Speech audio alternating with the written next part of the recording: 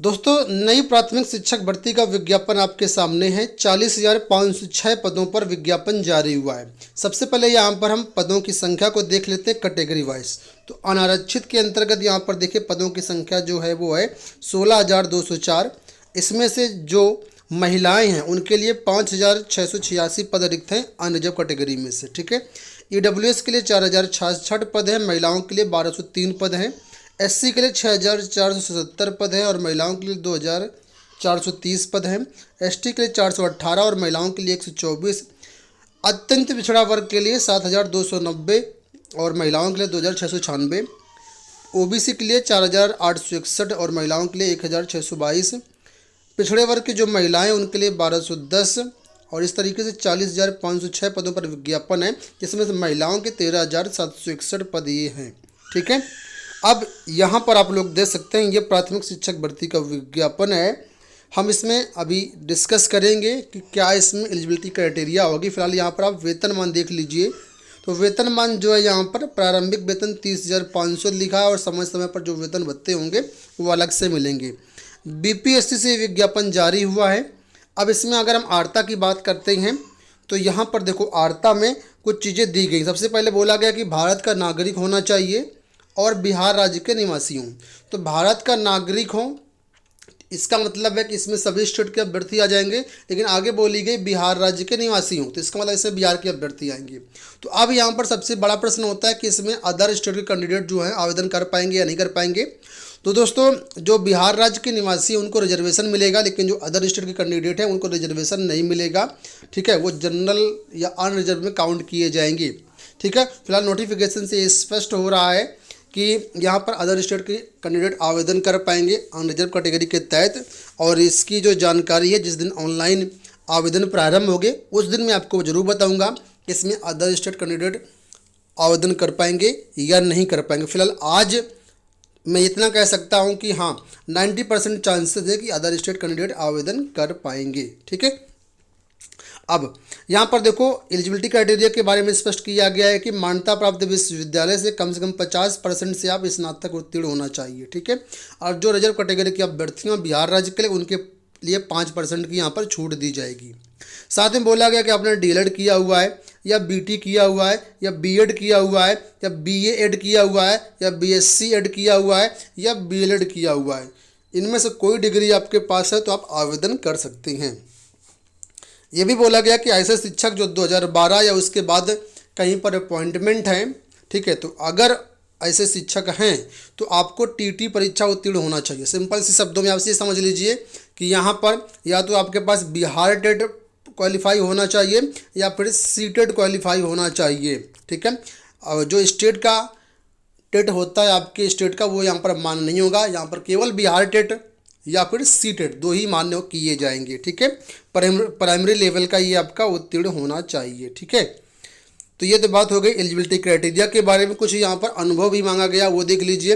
लिखा है कि पंचायती राज संस्था एवं नगर निकाय संस्था के अंतर्गत पंचायत प्रारंभिक शिक्षक या नगर प्रारंभिक शिक्षक के मूल कोटि के पद पर न्यूनतम 8 वर्ष की लगातार सेवा आपकी होनी चाहिए। खा नंबर बोला गया कि पंचायती राज संस्था एवं नगर निकाय संस्था के अंतर्गत स्नातक शिक्षक अगर आप हैं जिनकी सेवा संतुष्ट हो। ठीक है। तो ये चीज़ें यहाँ पर बोली गई हैं एक्सपीरियंस से संबंधित। और लिखा है कि उक्त अवधि की गणना योगदान की तिथि अथवा प्रशिक्षण अर्हता प्राप्त करने की तिथि जो बाद की होगी उसी के आधार पर आपका जो अनुभव है वो काउंट किया जाएगा। अब यहाँ पर बात करेंगे अगर हम लोग कट ऑफ डेट को लेकर के, तो यहाँ पर देखिए जो कट ऑफ डेट है वो आपकी 22 अप्रैल 2022 है।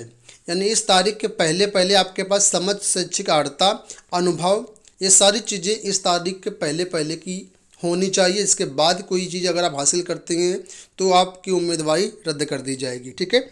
उम्र सीमा के बारे में बोला गया है कि यहाँ पर देखो बिहार सरकार पंचायती राज संस्थान एवं नगर निकाय संस्थान के अंतर्गत कार्यरत शिक्षक के लिए जो कार्यरत शिक्षक हैं उनके न्यूनतम एवं अधिकतम की सीमा अलग से निर्धारित नहीं की जाएगी। ठीक है। जो अधिकतम सीमा बोला है वो बोला गया है कि 1/8/2021 के अंतर्गत 60 साल से कम होनी चाहिए। ठीक है। तो ये एज के बारे में हो गया कि 60 साल से कम आपकी एज होनी चाहिए। अब यहाँ पर देखो ये बोला गया चयन प्रक्रिया के बारे में। तो चयन प्रक्रिया में सिंपल सा मैं आपको बताऊं, एक ही आपके रिटर्न एग्जाम होगा डिस्क्रिप्टिव टाइप का, सॉरी ऑब्जेक्टिव टाइप का, मल्टीपल चॉइस क्वेश्चन इसमें आएंगे। कोई भी मेंस एग्जाम नहीं होना है, सिंगल एग्जाम होना है, कोई भी इंटरव्यू भी नहीं होना है, ठीक है। यानी आज सिर्फ एक एग्जाम में आपको क्वालिफाई अगर आप होते हैं तो आपकी जॉब लग जाएगी।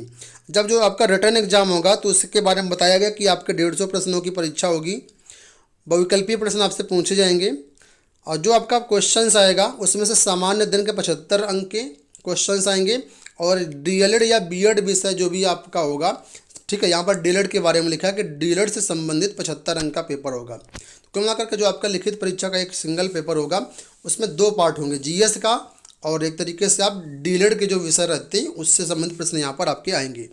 एक प्रश्न जो होगा 1 नंबर का होगा, 1/4 की नेगेटिव मार्किंग भी होगी, ठीक है। और 2 घंटे की आपकी परीक्षा होगी। सिर्फ यही एग्ज़ाम आपको क्वालिफाई करना है। अगर आप ये क्वालिफाई कर जाते हैं तो आप जॉब प्राप्त कर लेंगे। आगे लिखा है इसमें कोई भी इंटरव्यू आपका नहीं लिया जाएगा, सिर्फ जो आपका चयन होगा वो आपका रिटर्न एग्जाम के बेस पर ही होगा।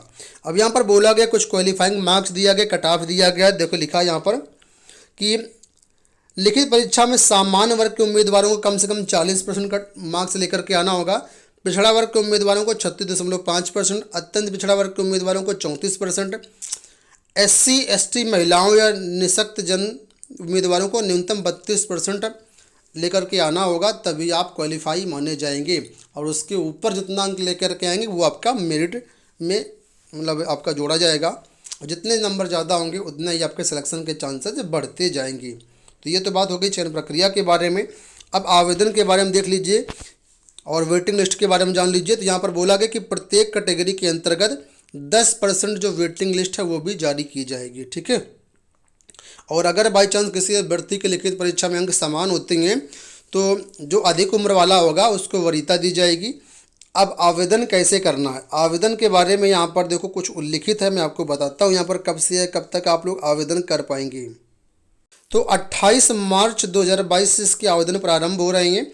22 अप्रैल 2022 तक इसमें आप लोग आवेदन कर सकते हैं। ऑनलाइन आवेदन करना है, ठीक है। कोई भी आपको हार्ड कॉपी स्पीड पोस्ट या डाक के माध्यम से नहीं भेजना है, ठीक है। और कोई अगर फॉर्म में त्रुटि हो जाती है तो यहाँ पर आपको संशोधन का मौका मिलेगा।